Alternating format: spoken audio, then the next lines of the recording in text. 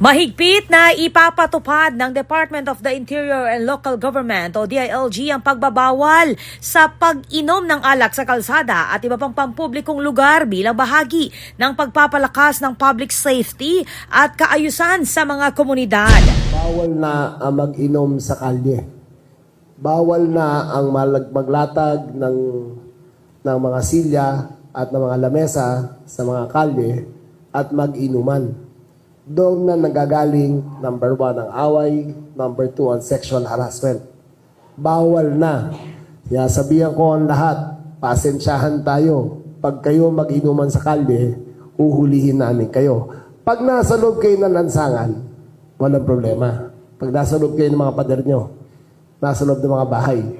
Pero sa labas, sa kalye, public spaces, bawal na ang inuman. Ayon kay DILG Secretary John Vic Remulla, layunin ng direktiba na mabawasan ang gulo, krimen at iba pang insidente na may kaugnayan sa illegal drinking sa labas ng bahay o walang kaukulang permit.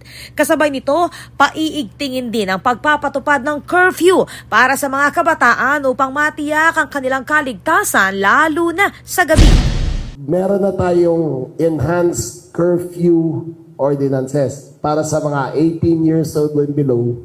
Pag hindi kayo nag-aaral o hindi kayo nagtatrabaho, proof of employment, of proof of education, na nag-aaral kayo sa oras na yun, pauwi kayo, bawal na kayo sa kalye after 10 p.m. Umuwi na kayo sa mga bahay nyo. Okay. Yung mga rugby boys dyan, yung mga geng-geng dyan, yung mga sa kalye dyan, magtago na kayo, umuwi na kayo pag 10 o'clock, uhulihin namin kayo. Ibinagbabawal din ang paglabas sa pampublikong lugar ng walang suot na damit pang itaas bilang bahagi ng pagpapanatili ng disiplina at proper decorum. Bawal na ang walang t-shirt na lalaki, alam mo babae, di ba? Pero walang t-shirt na lalaki na palakad-lakad sa kalye. Bawal na. It is an act of civility na magbihis naman kayo habang nasa kalye kayo. Pag kayo ay walang suot na t-shirt na taubad na palakad-lakad, kahit gaano kainit, magsando man lang kayo. Okay? Bawal na po yan. Samantala, nilinaw rin na bawal ang videoke o anumang malakas na ingay lampas alas 10 ng gabi, maliban kung may permit mula sa LGU. Bawal na po ang videoke lagpas ng alas 10. Alam ko lahat ng Pilipino mahilig kumanta. Maraming magaling kumanta. Masarap kumanta basta lalo na barkada. Pero maawa naman kayo sa kapwa nyo at hayaan nyo nang matulog.